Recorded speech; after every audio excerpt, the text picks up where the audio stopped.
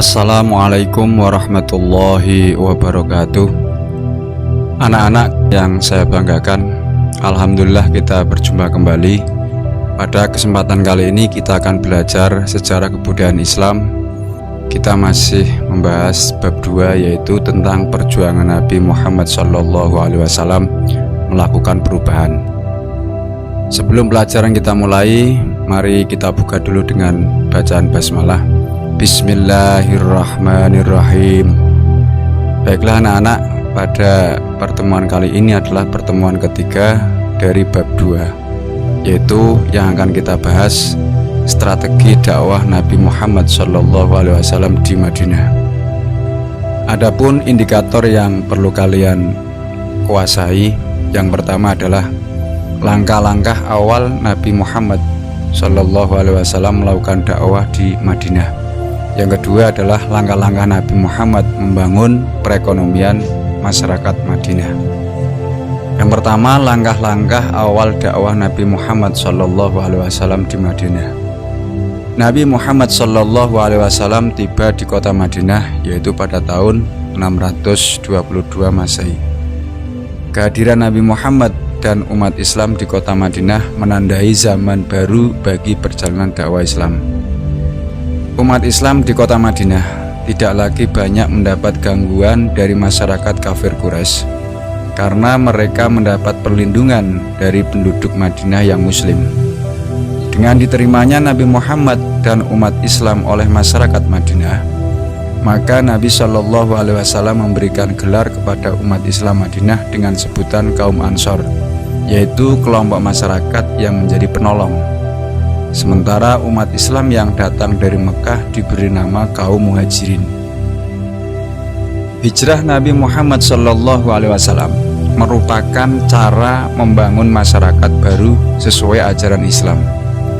Selain perintah dari Allah, hijrah Nabi ke Madinah karena masyarakat Madinah atau yang dulunya disebut dengan Yasrib terdiri dari kaum kabilah Aus, kabilah Khazraj, mengharapkan kedatangannya sesuai baiat mereka di Aqobah 1 dan Aqobah 2. Setelah datang ke Madinah, Nabi Muhammad menentukan langkah-langkah utama dalam rangka membangun masyarakat baru. Adapun langkah-langkah itu adalah: yang pertama, membangun masjid sebagai pusat dakwah. Langkah pertama yang dilakukan Nabi Muhammad setibanya di Madinah adalah membangun masjid. Masjid pertama dibangun adalah Masjid Nabawi. Masjid ini dibangun di atas tanah milik kedua anak yatim, yaitu Sahal dan Suhail, yang kemudian dibeli oleh Nabi untuk dibangun masjid dan untuk tempat tinggal beliau. Masjid memiliki multifungsi sebagai pusat ibadah dan dakwah, pendidikan dan pengajaran keagamaan, tempat pengadilan berbagai perkara yang muncul di masyarakat, untuk musyawarah dan lain sebagainya. Lebih dari itu, bangunan masjid bukan saja sebagai tonggak berdirinya masyarakat Islam, tetapi juga awal pembangunan kota. Langkah yang kedua, mempersaudarakan kaum muslimin. Langkah selanjutnya yang dilakukan oleh Nabi Muhammad di Madinah adalah mempersatukan dalam ikatan persaudaraan kaum muslimin yang berasal dari Mekah atau yang dikenal dengan sahabat Muhajirin dengan kaum yang asli penduduk Madinah atau yang disebut dengan kaum Ansor. Dengan persaudaraan tersebut, Nabi SAW telah menciptakan suatu persaudaraan baru, yaitu persaudaraan yang berdasarkan iman atau agama yang menggantikan persaudaraan yang berdasarkan darah atau kesukuan. Yang ketiga, perjanjian dengan masyarakat Yahudi Madinah. Sesudah Nabi menetap di Madinah, Rasulullah mulai mengatur hubungan antar individu di Madinah. Langkah yang dilakukan Nabi adalah dengan merumuskan sebuah peraturan yang dikenal dengan sebutan Piagam Madinah. Sebelum piagam tersebut ditulis, Nabi mengajak musyawarah sahabat Ansor, Muhajirin, dan masyarakat Yahudi untuk merumuskan pokok-pokok pemikiran yang akan dijadikan undang-undang. Jadi ketika Rasulullah merumuskan piagam tersebut, Rasulullah mengajak musyawarah semua elemen, baik itu kaum Muhajirin, Ansor maupun Yahudi. Rancangan ini memuat aturan yang berkenaan dengan orang-orang Muhajirin, Ansor, dan masyarakat Yahudi yang bersedia hidup berdampingan secara damai dengan umat Islam. Undang-undang tersebut dikenal dengan Piagam Madinah atau Mitsaqul Madinah. Piagam tersebut merupakan sebuah bukti bagaimana Islam mengayomi semua umat manusia, termasuk non-muslim, karena Islam memang rahmatan lil alamin. Piagam tersebut memuat posisi Nabi Muhammad semakin tinggi dan dihormati di semua lapisan masyarakat.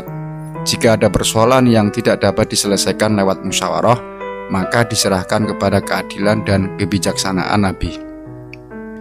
Kondisi tersebut menunjukkan beliau memiliki posisi tertinggi di Madinah dan memiliki kewenangan dalam membuat aturan, baik untuk kepentingan sosial maupun kepentingan negara. Piagam Madinah yang dideklarasikan Nabi Shallallahu Alaihi Wasallam memuat 47 pasal yang di dalamnya tertuang ketentuan yang mengatur sistem perpolitikan, keamanan, kebebasan beragama, kesetaraan di muka hukum, perdamaian, dan pertahanan. Dalam hal kebebasan beragama, perlindungan, dan kesetaraan di mata hukum, misalnya disebutkan bahwa pertama, siapapun yang berbuat zalim dan jahat, baik dari kalangan muslimin maupun Yahudi, tidak boleh dilindungi oleh siapapun, bahkan harus ditentang bersama-sama. Kedua, kaum muslimin dilarang main hakim sendiri dan bersekongkol dengan pihak lawan. Ketiga, selama tidak melakukan pelanggaran, kelompok Yahudi dan sekutu-sekutunya berhak atas perlindungan, pertolongan, dan jaminan negara. Berikutnya, baik kaum muslimin maupun kaum Yahudi bersama sekutunya diberi kebebasan untuk menjalankan agama masing-masing. Yang keempat, jika pendukung piagam diajak berdamai dan semua pihak yang terlibat berjanjian memenuhi perdamaiannya, maka kaum muslim wajib memenuhi ajakan damai tersebut. Berikutnya, langkah-langkah Nabi Muhammad membangun perekonomian masyarakat Madinah. Para sahabat Muhajirin hijrah ke Madinah dengan sembunyi-sembunyi. Mereka datang ke Madinah tidak membawa harta benda. Oleh karena itu, Nabi Muhammad berupaya membangun perekonomian masyarakat Madinah dengan cara sebagai berikut. Yang pertama, mempersaudarakan kaum Muhajirin dan Ansor. Persaudaraan berlandaskan iman, bukan persaudaraan berlandaskan darah, sehingga kaum Ansor dapat menjamin dan membantu saudaranya kaum Muhajirin dalam memenuhi kebutuhan hidupnya. Yang kedua, menempatkan orang-orang fakir miskin yang tidak punya tempat tinggal di masjid. Mereka kemudian dikenal dengan Ahlus Sufah, yaitu orang-orang miskin atau sedang menuntut ilmu dan tinggal di halaman masjid. Yang ketiga, bekerja sama dengan kaum Ansor menciptakan lapangan pekerjaan bagi kaum Muhajirin. Kaum Muhajirin tidak mau menjadi beban bagi kaum Ansor, sehingga adanya lapangan kerja memberikan mereka untuk memperoleh nafkah dengan hasil keringat sendiri. Berikutnya, Nabi Shallallahu Alaihi Wasallam menganjurkan bagi kaum Muhajirin yang mempunyai pengalaman dagang dan modal sebagai pedagang. Anjuran ini sesuai dengan profesi kaum Muhajirin ketika mereka tinggal di Mekah. Berikutnya, kaum Muhajirin yang tidak mempunyai modal, Nabi Muhammad menganjurkan mereka bekerja sebagai petani, karena di Madinah dikenal sebagai dengan tanah yang subur dan memiliki hasil pertanian yang bagus, terutama buah kurma dengan berbagai jenisnya. Berikutnya, setelah menerima perintah zakat, pembinaan perekonomian umat Islam lebih mendapat perhatian. Nabi Shallallahu Alaihi Wasallam mengefektifkan zakat dan memperkuat jalinan antara pemberi zakat dan penerima zakat. Dan yang terakhir adalah mengupayakan pembangunan pasar di Madinah. Selama tinggal di Madinah, Nabi Muhammad menjalankan pembangunan pada semua aspek, tidak hanya berkaitan dengan akhlak dan ibadah, namun juga ekonomi. Pasar Madinah merupakan saksi sejarah upaya Rasulullah membangun ekonomi umat. Pasar ini dibangun sendiri oleh Rasulullah yang hingga saat ini masih beroperasi.